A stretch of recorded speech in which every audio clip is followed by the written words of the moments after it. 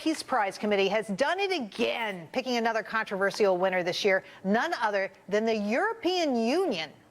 Now, despite the debt crisis, the EU took home the prize for, quote, fostering peace and democracy. Joining me now, John Brown, the senior economic consultant for Euro-Pacific Capital. He believes the European Union does not deserve the award. And Rich Benjamin, a Demos senior fellow, he has the opposing view.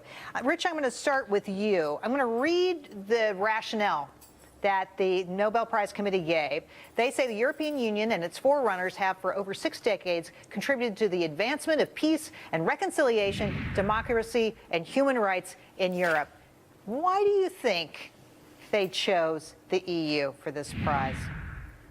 First, Jerry, I believe wholesale that explanation you gave me. And you and I are young, but when you look back 70 years, Europe has only had the Balkans War. Meanwhile, the Mideast is conflagrated, Africa is in war, but Europe has been safe and peaceful over these last 70 years. And we have to admit, the choice is a little aspirational. They're actually expressing an aspiration that the European Union do more. John, is it enough to have peace, or should you have economies that work too? What do you say? Well, I mean, of course, the thing about peace is total nonsense. The peace was ensured by NATO, and in particular, the American deterrent, and particularly combined with the United Kingdom one, which made two decision processes very complex for a potential aggressor. As far as democracy is concerned, the European Union is anti-democratic. It has an elected parliament, but it gives them no power. It has ruled, not governed, but ruled by appointed bureaucrats. Even the German Constitutional Court has highlighted this, what it calls democratic deficiency. And as far as all the leaders of these countries giving away their sovereignty to Europe, the big paying countries, notably Germany and secondly Britain, have never given their people a referendum. And human rights, it stifles human rights, it stifles free speech. For example, they're going to make any speech against the European Union, any dissension, illegal.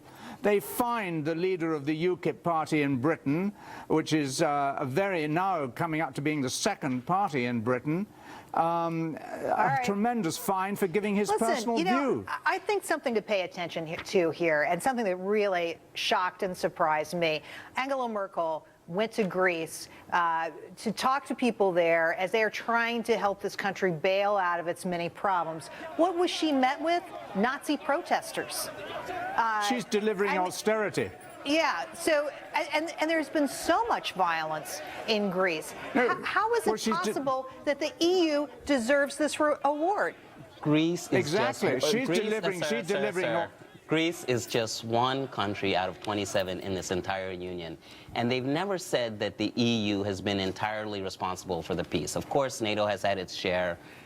The U.S. has had its share, but not its entire 100% share. It is about NATO reconciliation. It is not. NATO has not been 100%, because you just don't hold peace in a military sense. It's about reconciliation between countries at war because of ethnic hatred and balkanization. North Atlantic Assembly, which I was on, was the civilian backing to it. Let's take a look for a second at some of the previous winners of the Nobel Peace Prize. Because what I would say, I mean, the winners, people, the previous winners of the Nobel Peace Prize, I would say that this prize has lost all respect. I mean, when you have Yasser Arafat, and then President Obama winning it after something like 6 months in office, he had done nothing. How is it possible that this prize should get any respect? John? Absolutely. And I mean, NATO, the North Atlantic Assembly, was the civilian, the parliamentary backing to NATO, which I was a member of. And that, of course, is there, but it's all part of NATO. European Union has zero to do with the peace of 50 years, and NATO was 100%. All right. So I think it's an and you mentioned President Obama. He kept on 2 fruitless and expensive wars with hundreds of thousands of people killed. I mean, I just can't believe that he was given the Peace Prize. And European Union, you see Merkel going to Athens. Of course, she's delivering austerity in return for control of Greece.